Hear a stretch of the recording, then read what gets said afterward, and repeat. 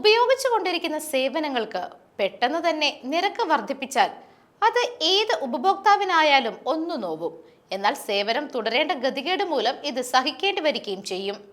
ഈ അവസ്ഥ പല കമ്പനികളും പരമാവധി ദുരുപയോഗം ചെയ്യുകയാണ് പതിവ്.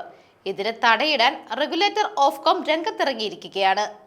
വെള്ളിയാഴ്ച മുതൽ ഉപഭോക്താക്കൾക്ക് സർപ്രൈസ് നൽകുന്ന പരിപാടിക്ക് വിലക്ക് ഏർപ്പെടുത്തുകയാണ് ഓഫ്കോം.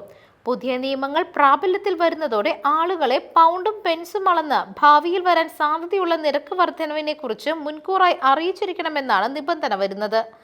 ടെലികോം മേഖലയിൽ ലക്ഷക്കണക്കിന് ഉപഭോക്താക്കളെ ഈ വിധം കമ്പനികൾ പിഴിയുന്നതായി റിപ്പോർട്ടുകൾ പുറത്തു വന്നിരുന്നു.